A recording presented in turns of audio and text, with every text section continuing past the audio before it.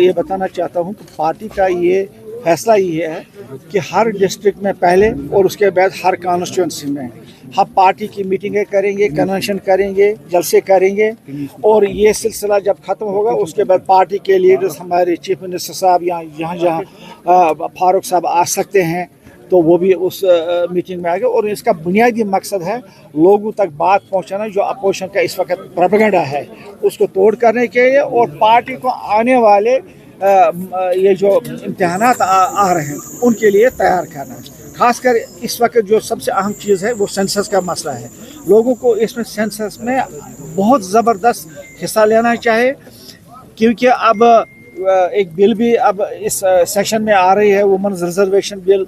सीटों की तादाद बढ़ेगी। इस वक्त सीटें जो हैं करीबन 550 से कोई 850 तक बढ़ने जा रहे हैं, तो उसमें वुमेन्स की रिजर्वेशन जो है 33% होगी। उसके बारे में भी लोगों को कहना था और ये सारा डिपेंडेंट है सेंसस पर। सेंसस ही डिसाइड करेगा कि किस कॉन्स्टिट्यूंसी में या किस डिस्ट्रिक्ट में या किस स्टेट में कितनी सीटें ये जो वुमेन्स रिजर्वेशन की आ रही हैं वो कितनी मिलनी चाहे और सीटों को किस हिसाब से बढ़ाया जाए। चौधरी साहब नेशनल कॉन्फ्रेंस में सब कुछ ठीक ठाक है? बिल्कुल ठीक ठाक है। आपने नहीं देखा? आप हमें सोचते हैं इतना गया गुजरा कि हम हुकूमत हवाले करेंगे अपने मुखालिफों को, बावजूद कि इसके कि अनप्रेसिडेंटेड मैंडेट मिला है नेशनल कॉन्फ्रेंस को। अभी जो 1.5 साल पहले इलेक्शन हुआ है और अनप्रेसिडेंटेड मैंडेट ही नहीं, अनप्रेसिडेंटेड पोलिंग भी हो गई उसमें अराउंड 65 to 70%। ये क्या लोगों ने इतना बड़ा एतमाद किसी को आज तक नहीं दिया। इवन शेर कश्मीर शेख मोहम्मद अब्दुल्ला को भी उतना नहीं मिला है। शेख साहब ने जब इलेक्शन लड़ा तो उस वक्त सीटों की तादाद 87 थी, उसमें 42 सीटें उन्होंने ली।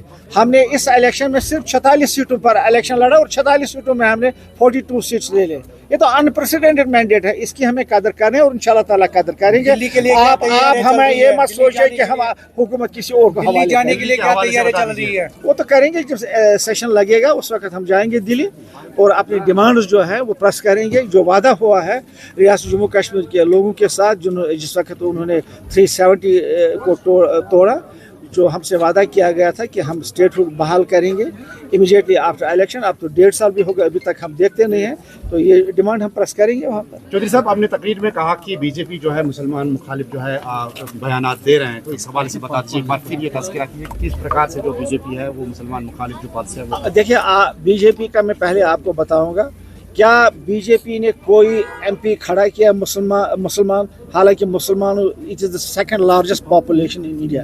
क्या कहीं को खड़ा? क्या कोई मिनिस्टर है?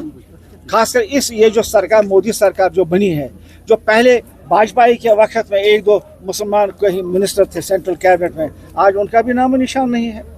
और यही हाल इन्होंने बाकी रियासतों में भी किया है। ये तो मुसलमान मुखालिफ में और क्या है?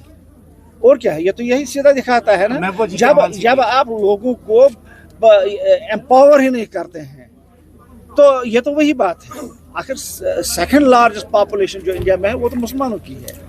महबूबा जी के हवाले से जो रिएक्शन एम्स में जो रिव्यू मीटिंग हुई इस हवाले से देखिए, मैंने उस वक्त भी कहा महबूबा जी का जो था वो तो दिल्ली से ऑर्केस्ट्रेट हुआ था, क्योंकि उसने ना सिर्फ ये कि वहाँ पर मीटिंग की, बल्कि उसने इमीडिएटली शुक्रिया भी अदा किया फिर नड्डा जी का कि I am highly thankful to you कि आपने ये सारा कुछ कहा।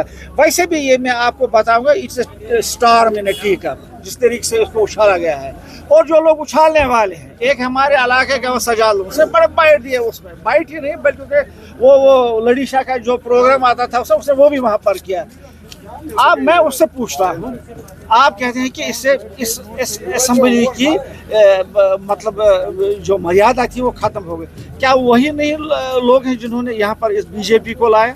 क्या उन्होंने ही उस सरकार में मिनिस्टर नहीं बन गए जिस वक्त मुफ्ती साहब ने और सजाद साहब उसमें मिनिस्टर बन गए थे? तो उनको अपनी तरफ देखना चाहिए वो क्या कह रहे हैं। शुक्रिया।